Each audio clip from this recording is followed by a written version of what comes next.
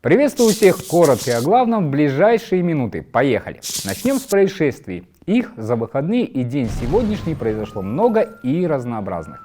Бомбануло дважды в минувшую субботу на пересечении улицы Ахунбаева-Караваева, это рядом с ботаническим садом и рекой Аламедин, в Бишкеке сначала загорелся, а потом уже рванул оружейный магазин. Причиной пожара мог стать газовый баллон, ну а после сдетонировали боеприпасы, предполагают очевидцы. В разрушенном здании также находился центр по обслуживанию бытовой техники. Для тушения огня были привлечены 3 пожарных расчета. В результате 1 человек погиб, 3 госпитализированы. По факту возбуждено уголовное дело. Оружейный магазин страшно жарил. Еще выходные запоминающимися останутся для очевидцев схода сели в округе Кашкасу Чернолайского района Орской области. Грязевая река чуть не снесла автомобиль с пассажирами. Видео разместил телеграм-канал «Короче». К счастью, никто не пострадал. Примечательно, что сход грязевых рек в середине зимы явление достаточно редкое. Как правило, сели доставляют большие неудобства весной. Ну а чего вы хотели? 2020 еще пока продолжает шагать по планете.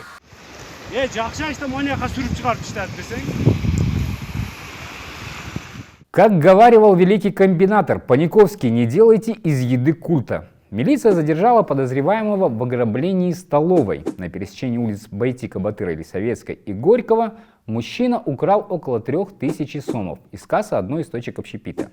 Деньги изъяты и сфотографированы как доказательство. Пресс-релизы разосланы. А 32-летний подозреваемый доставлен в УВД. С таким усердием и подходом силовиков к нарушителям я за народное и частное добро безусловно спокоен. Вор должен сидеть в тюрьме, верно? Вот что людей интересует. Обезжирить депутата. У Кубанычбека Джумалиева вымогали $20 000. Интересную информацию раздобыла моя коллега Аида Джумашева из информационного агентства 24KG. Некий неизвестный, представившись помощником Садыра Джапарова, в течение 3 недель пытался развести народного избранника на кругленькую сумму. Взамен сулил прекращение в отношении парламентария досудебного производства в Финполе. Надо полагать, нервы не выдержали, и Кубанычбек Джумалиев обратился в милицию. С поличным при передаче зеленых был задержан 24-летний мужчина. Перейдем от частного к общему. На прямую связь с населением вышел исполняющий обязанности премьер-министра Артем Новиков. На наиболее актуальные вопросы чиновник постарался дать ответы. Безусловно, для многих главной проблемой остается постоянный рост цен на продукты питания. Новиков сразу сделал оговорку, что правительство не является сторонником государственного регулирования стоимости тех или иных товаров. На выходных будут работать большие крупные ярмарки. 26 декабря мы сделаем тематическую ярмарку с привлечением всех регионов. Заранее мы информируем о ценах, которые будут на этой ярмарке. Постараемся сделать такой предновогодний небольшой праздник. Пытается правительство урегулировать вопросы, связанные с поставками товаров из Китая. В КНР из-за коронавируса введен ряд запретов, которые и осложняют весь процесс. Займет какое-то время, я прошу вас тоже с пониманием отнестись. Это не зависит только от кыргызской стороны, здесь вопрос международных отношений.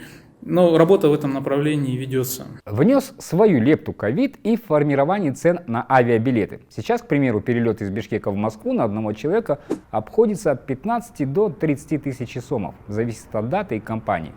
Новиков утверждает, что такая ситуация сложилась из-за пандемии коронавируса. В Кыргызстане планируют увеличить количество авиарейсов между 2 странами, что в свою очередь должно привести к снижению цен на авиабилеты.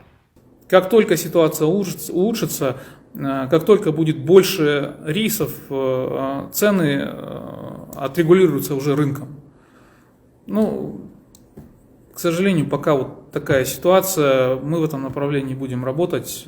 Вы не думайте, что правительство не обращает на это внимания. Самое пристальное внимание этому уделяем. На позитиве, хотя и с чувством некоторой неловкости. В ответ на письмо Путину мальчику из Кыргызстана выслали свою продукцию российские кондитеры. Второклассник из Бишкека несколько дней назад обратился к Владимиру Владимировичу с просьбой прислать новогодние подарки. Школьник подчеркнул, что не против стать акционером «Газпрома» или «Роснефти». Упомянул, что никогда не пробовал тульские пряники. И его пожелания были услышаны. Смотрите, сколько мне всего много подарили. И конфеты, и пряники тульские. Это были наиболее значимые события минувшего дня. Не хворайте. До встречи.